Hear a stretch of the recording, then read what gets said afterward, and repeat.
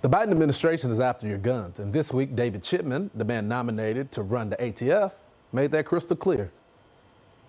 With respect to the AR-15, I support a ban as has been presented in a Senate bill and supported by the president. The AR-15 is a gun I was issued on ATF's SWAT team, and it's a particularly lethal weapon. And regulating it as other particularly lethal weapons, I have advocated for.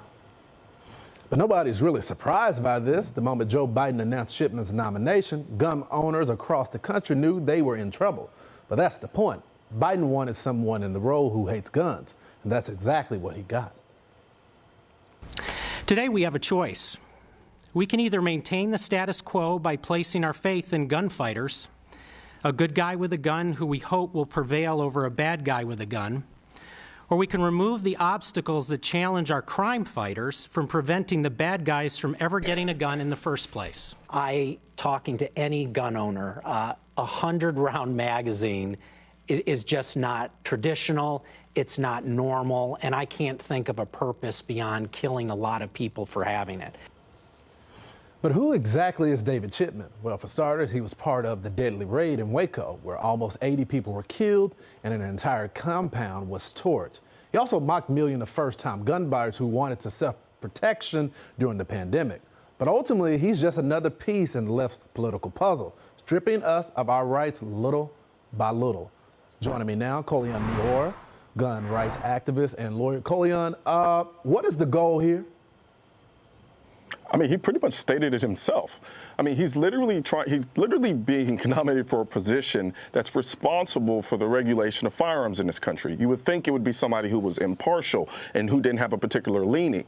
But we're talking about an individual who literally, as of today, works for an anti-gun organization who disagreed with the Supreme Court's case that said that we have an individual right to own firearms. And he works for an organization that disagreed with that. So his ultimate goal is as clear as day. They want to ban firearms, and he wants to start with the AR-15. If you think about it, take into account his definition of what an assault weapon is. He literally just created law then and there, and the ATF is not there to be in a position to create law.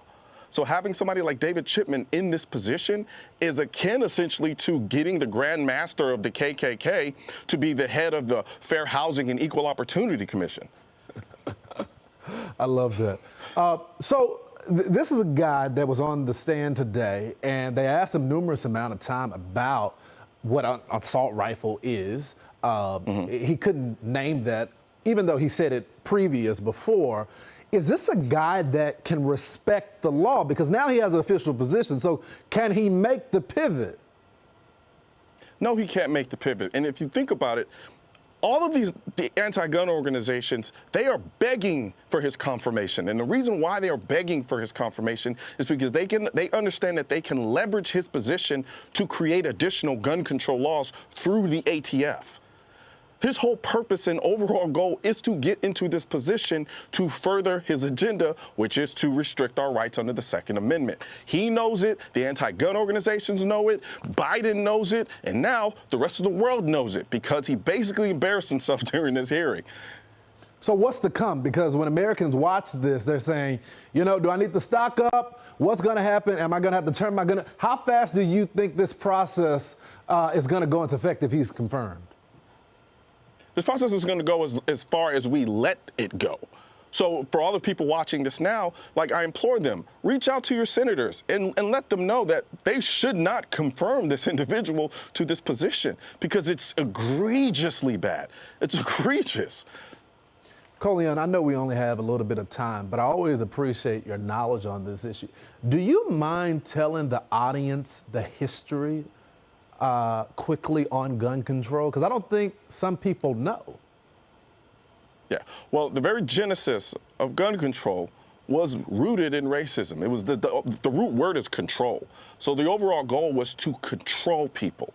And it started off initially with wanting to control slaves in America's ability to own firearms. Now you fast forward to today, and it's designed to control pretty much everyone else's access to firearms, but for special people and the government. And that's exactly what's going to happen again. Pretty much.